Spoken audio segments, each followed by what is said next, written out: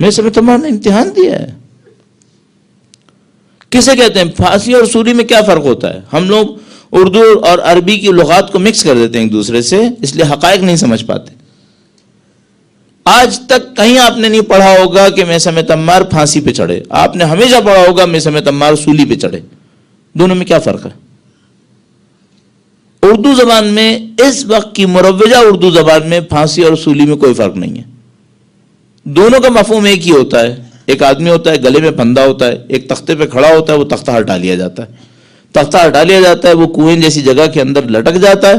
جب وہ لٹک جاتا ہے پھندا تیز ہو جاتا ہے، سخت ہو جاتا ہے، اس کی گردن کی ہڈی ٹوٹ جاتی ہے یا اس کا سانس گھٹ جاتا ہے.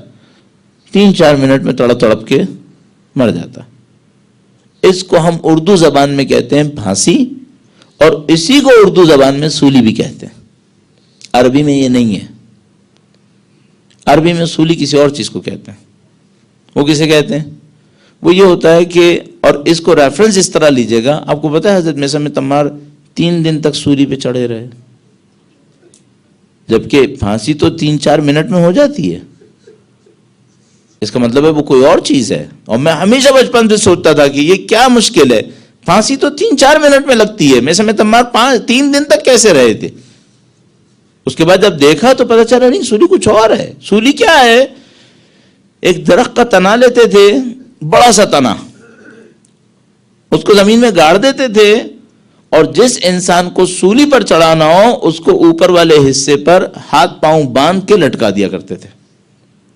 ایسے لٹکاتے تھے کہ سورج کی روشنی چڑھتی ہوئی اس کے اوپر پڑے، اس کے منہ کے اوپر آئے. اور اس حالت میں جبکہ وہ اوپر ہوتا تھا، کھانے پینے سے محروم ہوتا تھا، ہاتھ پاؤں بندھے ہوتے تھے، اس کی کمر میں ایک خنجر گھونپ دیتے تھے. یہ کیوں کرتے تھے؟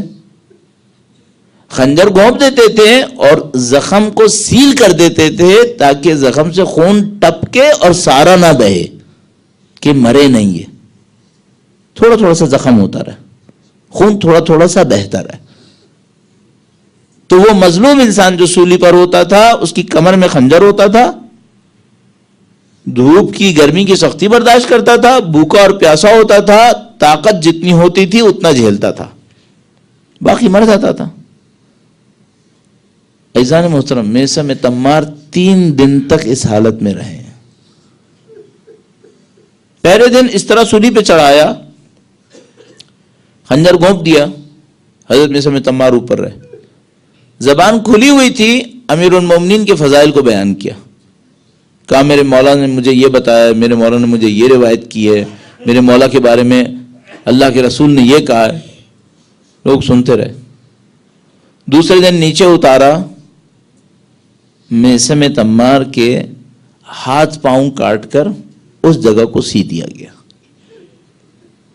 یہ سولی کی سزا دینے والے کی دوسری سختی ہوتی تھی. ہاتھ پاؤں کاٹ دیا کرتے تھے، چاروں ہاتھ پاؤں کاٹ کر کھال کو سی دیا کرتے تھے تاکہ خون بہے نہیں، زندہ رہے. اب زندہ بھی رہے، ہاتھ پاؤں کٹنے کی تکلیف بھی سہے، اور جو اوپر ہے وہ تو علیحدہ ہی ہے. تیسرے دن میثم تمار کی زبان میں لگام لگائی گئی ہے. اچھا، یہ لگام کیا ہوتی تھی؟ مظلوم اہل بیت کی مظلومیت تو بیان ہو جانی چاہیے نا، کم سے کم پتہ تو چلے کہ میثم تمار نے کیا جھیلا ہے. عزیزان محترم، یہ جو لگام ہوتی تھی وہ ایسی ہوتی تھی کہ منہ میں جانور کی طرح جیسے رسی باندھی جاتی تھی. یہاں پہ ایک لوہے کا ٹکڑا ہوتا تھا، لوہے کا پیس، وہ یہاں پہ لگا دیا جاتا تھا. اس لوہے کی پیس کے ساتھ ایک سوئی ہوتی تھی، وہ سوئی زبان میں گھسیٹ دی جاتی تھی. لگام منہ میں گھسیٹ دی جاتی تھی اور وہ سوئی پیچھے تک بعض اوقات جاری ہوتی تھی، یعنی کمر سے پیچھے سے، گردن کے پیچھے سے نکل رہی ہوتی تھی. تیسرے دن میثم تمار کو لگام لگی ہے. میثم تمار نے یہ سب سہا. یہ سب کیوں سہ رہے تھے؟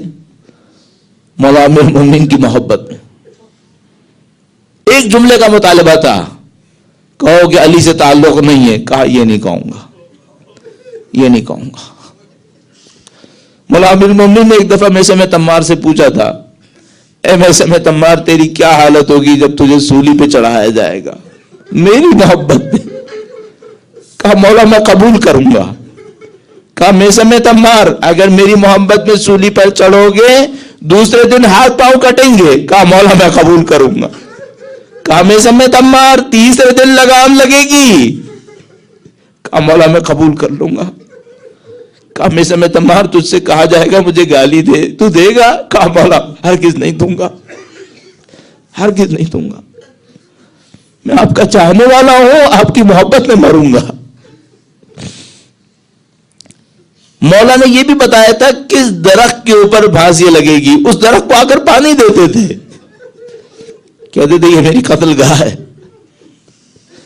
یہ میری قتل گاہ ہے.